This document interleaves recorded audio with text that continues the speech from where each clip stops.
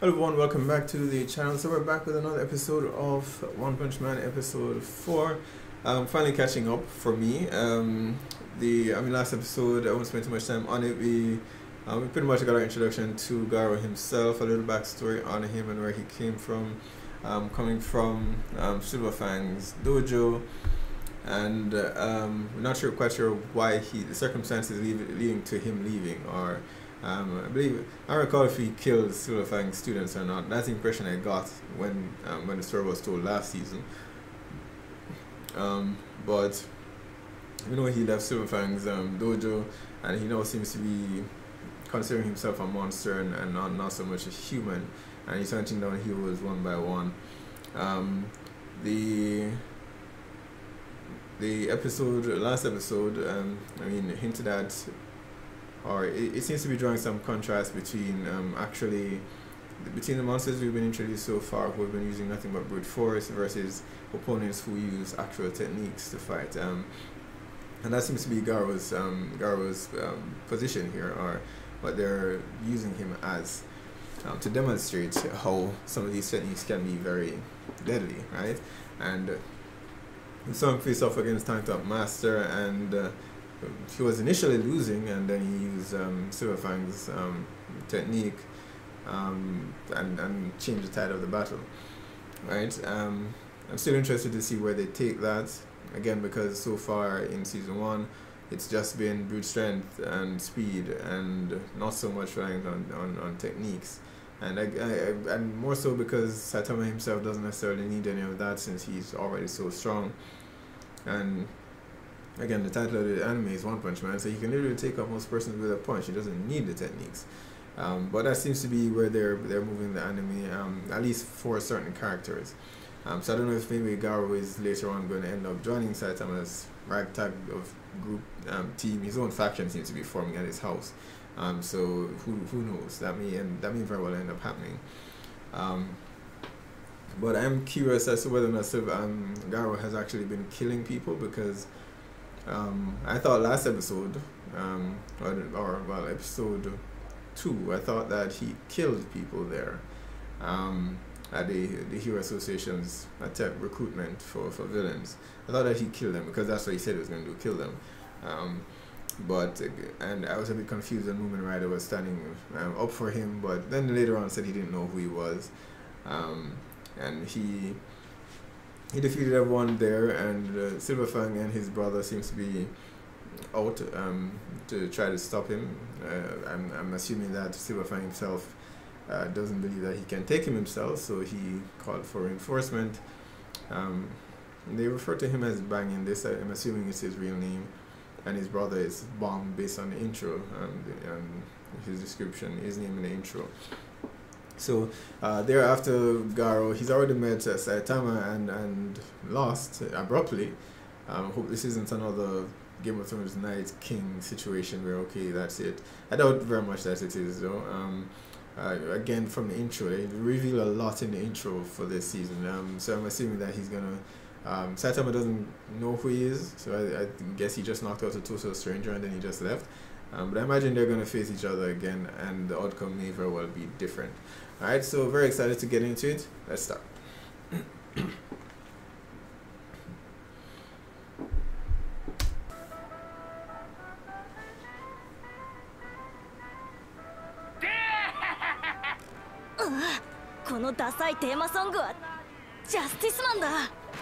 I guess it's more like Lily, whatever at least in most How are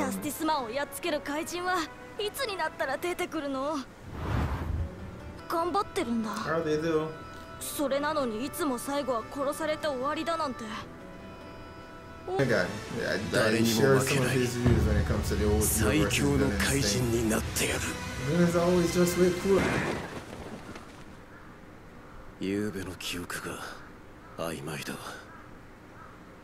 旧約のゼミート氏が襲われた件。 Ah, so he was a part of the Hero Association. I should have known that from the first attack, though. 幹部はなるべく外出を彦が最優先だろう。幹部のボディーガード断ってほしい。Past the series are just 今日はボディーガードよろしく頼むよ。金属 On our food today. すごいよパパ、プリンも回ってる。おお1万円以下で食える会計するときにいるんだよ。皿を戻した方が行儀がいいだろ。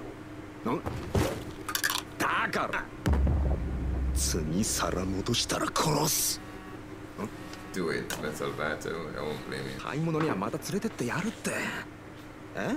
今どこかって？ネズミ寿司。ああ、だぜ。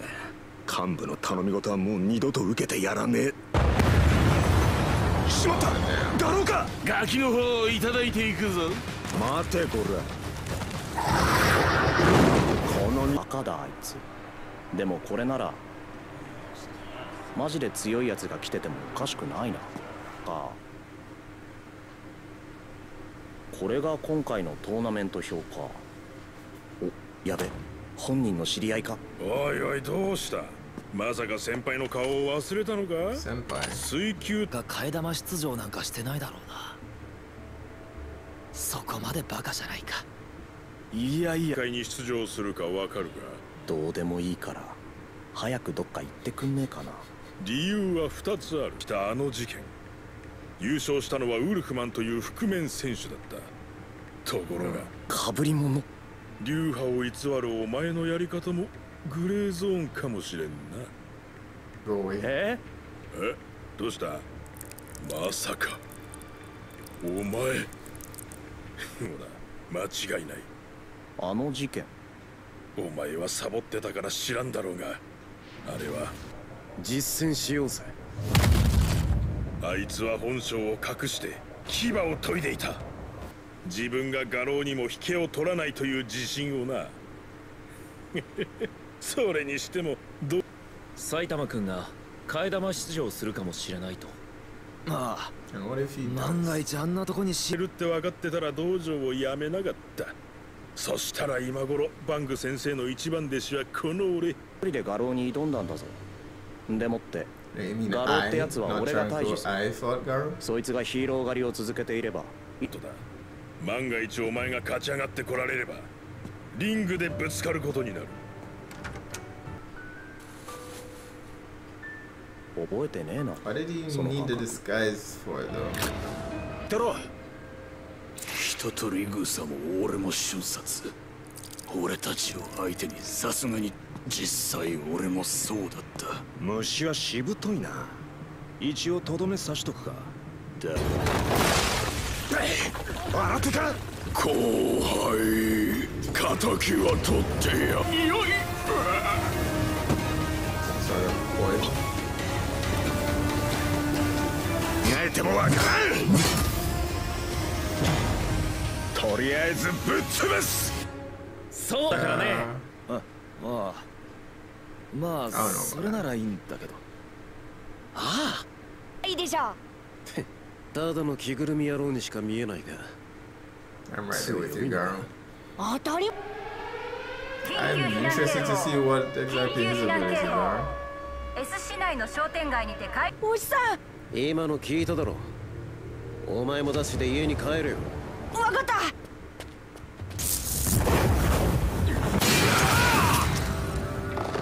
ムカデたちがやられるわけだ。てめえらの目的は何だ。どうしてその親子を狙いやがる。 Poison.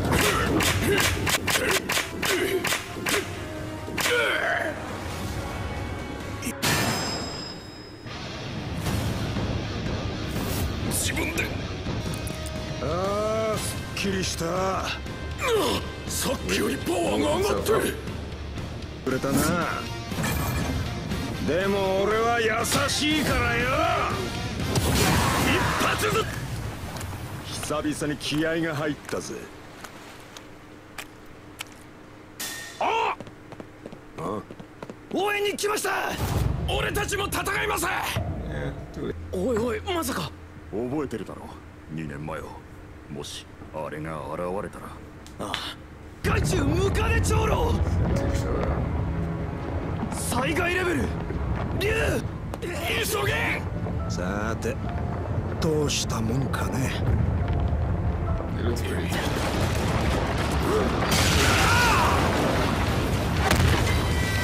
こ What's even more impressive than his strength is that damn bat that he's using. That he's managed to survive all of that. 俺は必殺気合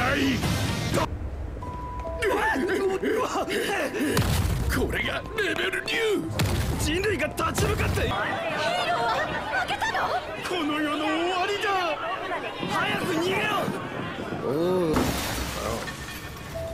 金属バットなんで I mean, if he's looking for a strong opponent. 金属バットあ生きてんなら話は別だ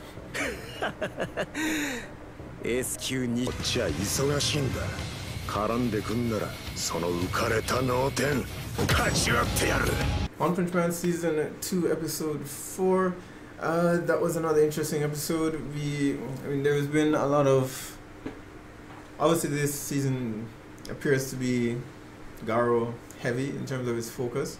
I mean initially at the start of the season they mentioned this greater threat, this what I assumed was some monster that they were expecting to attack, and that's why they were trying to recruit heroes. But I mean 4 episodes in, the focus seems to be heavily on Garo, although I already theorized earlier that eventually he's going to be joining the hero side, probably Saitama, based on the number of persons that are already at his apartment. Or it could be that Garo is in fact the threat that they've been preparing for and they just don't know it yet. So we had, I mean, you have Metal Bat, who was in season 1. We saw him in the last battle against Boros there. He didn't fight Boros himself, but the other, Boros' other underlings.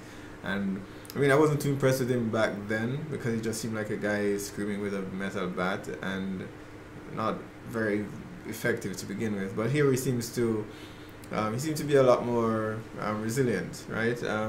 And strong actually. So I don't know, does he even need the bat? He just seems to be ridiculously strong and versatile, and he can take a lot of damage. He can take a lot of hits and dish out a lot of hits. But I'm just wondering whether or not he actually needs the bat. And as I said before, the bat itself is pretty damn impressive because it's been taking some hits and I've not seen one dent. So I mean, he's been reduced to being a bodyguard, but we now see that he's going to face off against Garo, and that would be interesting to see. I mean, before I said that at present Garo seems to be on Genos' level, so I imagine that these two will be pretty evenly matched, although Metal Bat has already taken damage from his fight with the centipede monster, and Garo himself has taken a beating too. I don't think he's recovered completely, but not as much as Metal Bat seems to have taken. So it should be an interesting fight to see, and I'm not quite sure why. Well, I think Saitama went to that tournament for money in the event that he does win. I'm guessing that at some point, by the time he gets to the top, since Garo participated in the tournament the year before, that he will show up to fight whoever it is actually wins the tournament. The Hero Association themselves, they seem to be it seems as though they're being targeted. So I imagine that this is maybe the actual threat that they're concerned about. They said the other Class S heroes are all fighting other monsters, which, yeah, I'm guessing they just don't want to come, similar to what King did, and just, yeah, I'm fighting a battle right now, you just playing a video game. But from season 1 they didn't seem to care very much, which makes you wonder how they came to be Class S to begin with, if it's just a matter of strength or they don't need to possess any qualities that heroes usually possess, because most of the Class S heroes don't really give a damn. But at the very least, we have an exciting battle to look forward to.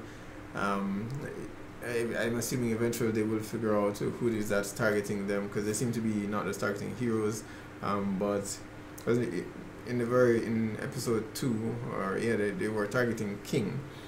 So they were targeting heroes initially, high class heroes, and now they're targeting executives from the Hero Association.